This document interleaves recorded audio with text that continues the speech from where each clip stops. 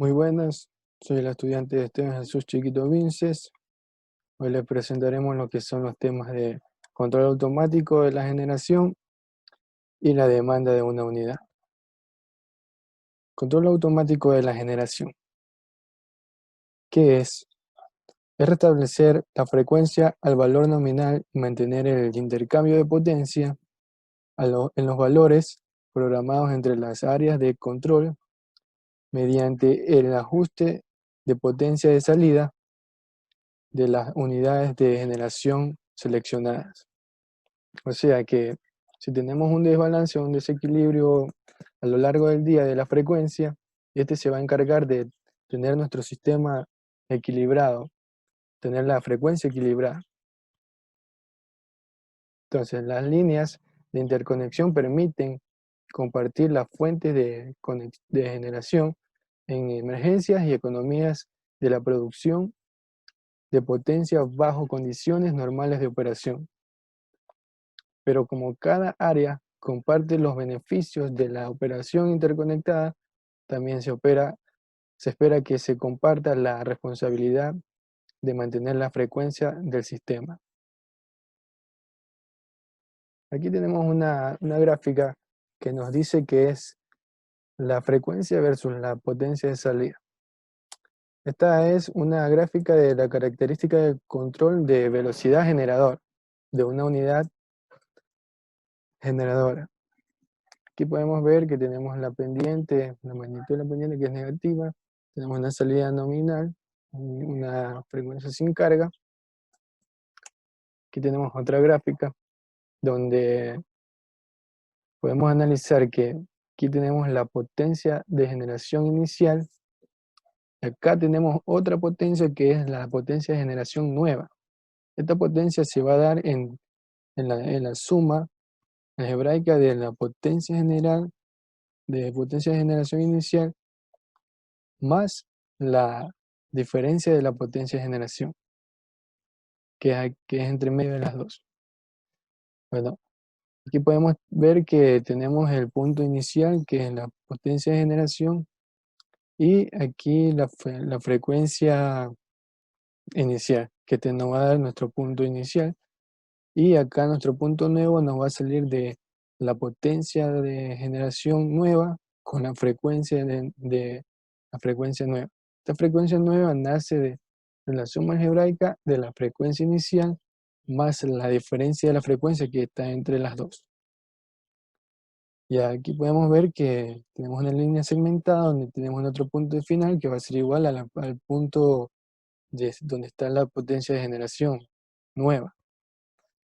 También podemos ver que tenemos la línea segmentada donde dice que después del control es después del control suplementario. Bueno, aquí tenemos lo que es la regulación de la unidad de la velocidad, que va a ser igual a la frecuencia sin carga menos la frecuencia a una salida de potencia en generación nominales, en megawatts nominales, dividido para la frecuencia nominal de la unidad. Todo eso dividido para la potencia de la salida nominal sobre la base de megawatts. Esto, si lo multiplicamos con lo que es la frecuencia nominal de la unidad sobre la base de megawatts, nos va a dar un valor de R, que es la magnitud de la pendiente, que va a ser igual a la regulación de la velocidad por la frecuencia nominal de la unidad sobre la base de megawatts. También puede ser igual a F2 menos F1 sobre P sub GR. Todo eso en Hertz sobre megawatts. Por otro lado, tenemos que también podemos sacar la diferencia de la frecuencia, que va a ser igual a menos la magnitud de la pendiente por la diferencia de la potencia de generación. O eso puede ser igual a este valor de aquí, que es R, es menos al valor de menos R, que va a ser la multiplicación por la diferencia de la potencia de generación. Todo eso en Hertz. Entonces aquí podemos ver que tenemos una diferencia de potencia de generación para diferentes unidades, también para I unidades y para K unidades. Todo eso va a ser igual para la igual fórmula para todas, pero dependiendo si son diferentes unidades, I unidades o K unidades. Todo eso en megawatts. Se suman estas ecuaciones y se tiene el cambio total en la salida. Las ecuaciones anteriores donde se hacía la diferencia de la potencia de generación en diferentes unidades. Eso nos va a dar un incremento de la carga, delta P, que va a ser el incremento de la carga, va a ser igual a la suma de todas esas unidades por la relación de la diferencia de la frecuencia sobre la frecuencia nominal de la unidad. Entonces, de lo cual el cambio de frecuencia del sistema es esto que está multiplicando, lo pasamos a dividir al otro lado y nos va a dar una resultante de menos la diferencia, el incremento de la carga sobre la suma de las unidades. Todo eso en por unidad. Y esto que está, el valor de delta P, que va a ser igual a de la diferencia de la potencia de generación de I unidades, va a ser igual ¿cómo es? A la división entre la, la base de megawatts sobre la regulación de la velocidad de I unidades. Todo eso sobre la suma de las unidades, que es la base de unidad en megawatts sobre la regulación de la velocidad. Todo eso en su suma, todo eso por la diferencia de la carga, el incremento de la carga. Todo eso en megawatts.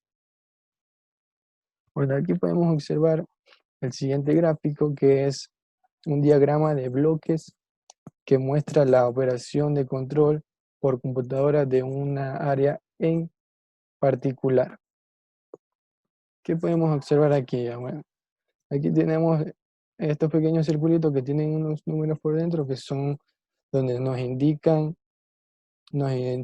la posición sobre el que permite simplificar el análisis que se hará a la operación de control. ¿Ya? Estos círculos más grandes que tienen una X y una sumatoria, este que tiene la X va a ser para una multiplicación y el de la sumatoria va a ser para una sumatoria algebraica. Entonces, de aquí nace la siguiente ecuación, que es el error de control del área.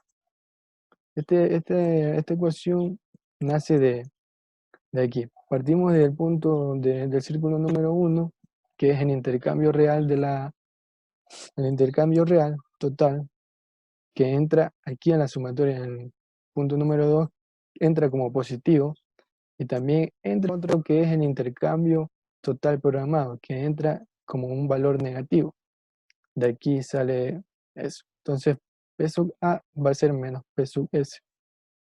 Todo eso viene al punto 5, que es otra suma, pero en valor negativo, lo que nos va a dar una selección, que va a dar como resultado la selección de la desviación de frecuencia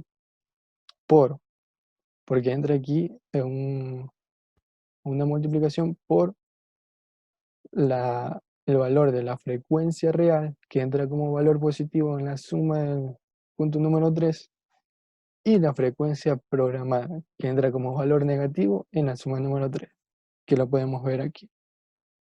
Todo eso en megawatts. Y así podemos sacar lo que son los otros diferentes valores. Bueno, aquí tenemos un ejemplo, un ejercicio que dice: dos unidades generadoras térmicas están operando en paralelo a 60 Hz para alimentar una carga total de 700 megawatts. La unidad 1, que tiene una salida nominal de 600 megawatts y característica de 4%, dependiente y decreciente, suministra 400 megawatts y la segunda unidad, que tiene una salida nominal de 500 megawatts y 5 dependientes decrecientes, suministra los restantes 300 megawatts de la carga. Determine la nueva cargabilidad de cada unidad y el cambio común de frecuencia antes de que ocurra cualquier acción de control suplementaria si la carga total se incrementa a 800 megawatts. Aquí nos dice que despreciemos las pérdidas. Bueno, los datos. Aquí en los datos podemos ver que como nos pide incrementar a 800 megawatts la carga total, tenemos que aumentarle 100 megawatts para completar, porque ya tenemos 700, hacemos esa suma y nos va a salir 800. O sea que tenemos que aumentarle 100 megawatts. Tenemos la frecuencia nominal total de la unidad, que es 60 Hz. Tenemos la potencia de generación total de la planta, que es 700 megawatts. Tenemos lo que son la base en megawatts de la unidad 1 y la unidad 2, que es 600 y 500. También tenemos lo que son la regulación de la velocidad, que es de 4% en la unidad 1 y en la unidad 2, 5%. Y la potencia de generación en la unidad 1, esas son potencias de generación inicial en la unidad 1 y en la unidad 2, que es 400 y 300. Bueno, aquí nos dice que, pero se incrementa a la potencia 800 megawatts, nos pide encontrar. ¿Qué debemos encontrar primero? Lo que son los dos diferenciales de potencia de generación en la unidad 1 y unidad 2, y la potencia nueva de generación en la unidad 1 y la unidad 2. Y también una frecuencia nueva que se va a encontrar, una frecuencia nominal nueva. Entonces, procedemos a la resolución del ejercicio. Aquí tenemos como primer paso es la relación entre la diferencia de la frecuencia sobre la frecuencia nominal de la unidad. Todo eso va a ser igual a lo que vemos ahí. Entonces, reemplacemos valores y nos va a dar un valor como un valor de menos 0,04 por unidad. Esa misma fórmula de ahí, lo que hacemos es desplazar la frecuencia nominal de la unidad, la mandamos a multiplicar con el valor que nos salió, que es menos 0,04, y nos va a dar un valor de menos 0,24. Esa va a ser nuestra diferencia de la frecuencia, o sea, entre la frecuencia inicial y la frecuencia nueva. Y por ende, procedemos a sacar lo que es nuestra frecuencia nueva, que va a ser igual a la suma de esas dos. La frecuencia inicial más la diferencia de la frecuencia. Entonces, nos va a dar un valor de 59,76 Hz. Después procedemos a encontrar lo que son el diferencial de potencia de generación en la unidad 1 y la unidad 2 por medio de esta fórmula. Y solo reemplazamos los valores y nos va a dar un valor en la unidad 1 de 60 megawatts y en la unidad 2 de 40 megawatts. Después procedemos a sacar ya nuestras nuevas potencias de generación y nos va a dar un resultado de 460 megawatts en la primera unidad y 340 megawatts en la segunda unidad. Esto nomás es una suma y ya está. Entonces aquí vamos a comprobar lo que hemos sacado. Aquí podemos ver que teníamos una potencia de generación inicial que viene dada con su frecuencia inicial, que era 60 Hz. Eso van a ser nuestro punto A. Entonces encontramos una nueva potencia de generación que se nos aumentó a 460 megawatts. Todo esto con su frecuencia nueva, que es 59,76, que va a ser nuestro punto B. Y aquí el punto C, que es ya la potencia final, que era 500. Y podemos ver que pasa el después del control del suplementario, que pasa en la línea segmentada aquí. Y así mismo en la, en la parte de la unidad 2, que va a ser 300 y su potencia inicial, y 340 su potencia nueva. Ya, procedemos al segundo tema, que es demanda de una unidad. Dado que la carga total del sistema de potencia varía a lo largo del día y alcanza un valor pico diferente de un día para otro, la compañía eléctrica tiene que decidir previamente cuáles generadores se deben arrancar y cuándo deben conectarse a la red, y la secuencia en que las unidades que se encuentren operando deben ser apagadas y por cuánto tiempo. El procedimiento computacional para tomar esas decisiones se conoce con el nombre de demanda de una unidad. Y cuando una unidad se programa para conexión, se dice que está comprometida. A diferencia de los despachos económicos que se distribuyen económicamente la carga real del sistema conforme se eleva a las diferentes unidades que ya están en operación.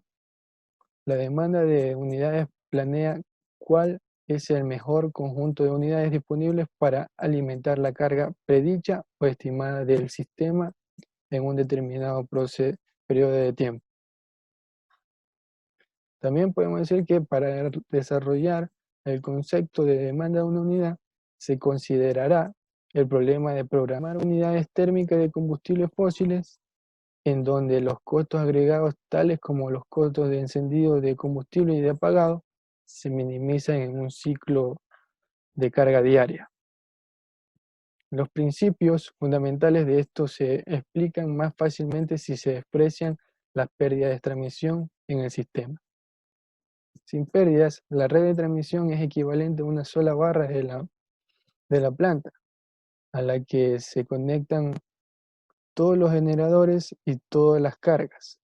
Y la salida total de la planta, o sea, la potencia de generación total, es entonces igual a la carga total del sistema, o sea, el incremento de la carga. Aquí podemos observar una gráfica de carga del sistema versus el tiempo. Esta gráfica nos dice que aquí tenemos nuestro número de etapas que vienen aquí. El tiempo está estipulado en 24 horas, o sea, un día, y la frecuencia de la carga llega hasta 2000 megawatts, pero ese no llega a todo su límite. Podemos observar que desde las 0 horas hasta las 4 horas llega a un valor entre 1000 y 2000 megawatts. Y o sea, en las horas pico, que son entre el mediodía, que es de 12 a 4 de la tarde, va a llegar a su máximo límite, que es 1800 megawatts. Ya para volver en la noche otra vez entre 1000 a 1200 megawatts. El sistema de potencia con K unidades generadoras, todas diferentes, deben tener al menos una unidad operando para alimentar la carga del sistema, que nunca es cero en el ciclo de carga diaria. Si cada unidad se puede considerar como carga conectada, o sea, designada por 1, o desconectada, denotada por 0, hay 2 elevado a la K menos 1 combinaciones posibles a ser extraídas en cada etapa. O sea que si tenemos K unidades que sea igual a 4, esto lo elevamos todo, lo reemplazamos en 2 elevado a la K, que va a ser 4, nos va a dar un valor de 16, y la restamos por menos 1, que nos va a dar un valor de 15 combinaciones teóricamente posibles para cada intervalo. las cuales son, las podemos observar aquí. Aquí tenemos las 15 combinaciones posibles de las 4 unidades. Bueno, aquí podemos observar que en la unidad 1 todas las unidades están encendidas, que en la combinación 1 todas las unidades están encendidas. En cambio, en la combinación número 2 podemos observar que la unidad 4 está apagada. Y así sucesivamente se va a ir desplazando hasta que llegue hasta la unidad 1 cuando sea 0. O sea, ya en la combinación número 5, la unidad 1 va a ser 0. Esto donde x sub i es en la combinación i de las 4 unidades. Por supuesto, no todas las combinaciones son posibles, debido a las restricciones impuestas por el nivel de carga y otros requisitos prácticos de la operación del sistema. Por ejemplo, una combinación de unidades con capacidad total menor a 1400 megawatts no puede alimentar una carga de 14 de 1400 megawatts o mayor. Esta combinación no es factible y puede expresarse en cualquier intervalo de tiempo en que ocurra ese nivel de carga. Para llegar a la formulación matemática del problema de demanda de unidades sea, bueno, este va a ser x sub i, intervalo de k, que va a ser la combinación del intervalo de k. Entonces, x sub j, intervalo de k más 1 representa la combinación de x sub j, intervalo de k menos 1, más 1. Si k es igual a 1 y es igual a 9, en el ejemplo de 4 unidades, las combinaciones x sub 9 intervalo 1 significa que solo la unidad 1 y la unidad 2 están operando durante el primer intervalo de tiempo. Para una combinación dada x sub i, el costo mínimo de producción PI, P sub i, es igual a la suma de los costos de despacho económico de las unidades. De esta manera se designa que P sub i intervalo de k va a ser igual al costo de producción mínimo de la combinación x sub i intervalo de k. Muchas gracias.